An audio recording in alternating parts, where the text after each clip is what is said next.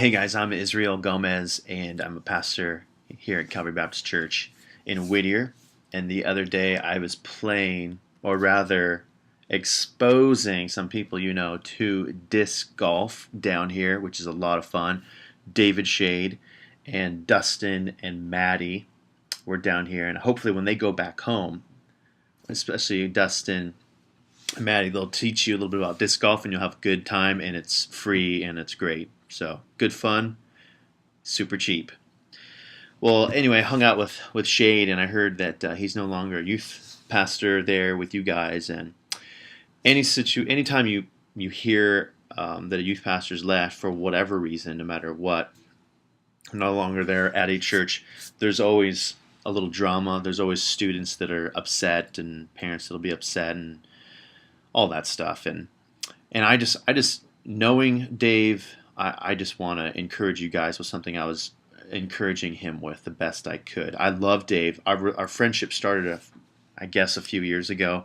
He was in the same town. We did a youth event together. We had lots of fun. Our kids totally destroyed their kids at dodgeball. It was ridiculous, like 5-0. It's just the way we roll here. But I was encouraging him to find a full-time position because he's a super good youth pastor and wanted him to, and he found a spot through a mutual friend. He went up to Oregon, and that was great and wonderful. But the way life works is God can take us and move us whenever and wherever He wants.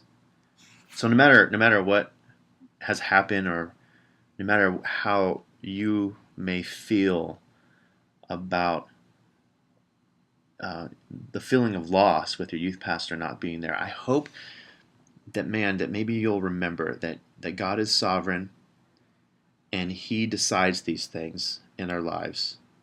And for whatever reason, maybe, just maybe, God has decided to bring Dave back down this direction. And sometimes if we get too comfortable, we just won't move on our own, not on our own volition. It takes a sovereign God who's going to say, I want you to listen to me and trust me. That's one of the big themes in the Bible, is trust. I'm going to move you. And so my message to you is, trust, trust, trust God. Trust the God who has placed the leadership in your church. Trust, obey, encourage. If there's students that have kind of gone away from your church for whatever reason, encourage them, bless them, help them come back. Also, I would say this: if you're concerned about those that have gone away because they're upset David's not there any longer, entrust those people, those kids, to God. God loves them. God will care for them. He'll care for their soul. And entrust David to God. Trust the God who will provide for him in awesome ways and guide him and you in future ministry. I'm reminded of a story in the book of Acts where I see this happen.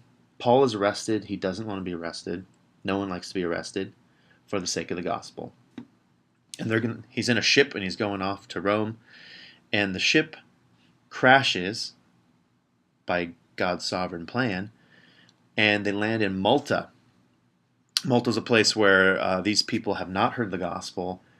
And because of him being arrested and because of him being shipwrecked on a place where no one's heard the gospel, he ministers there.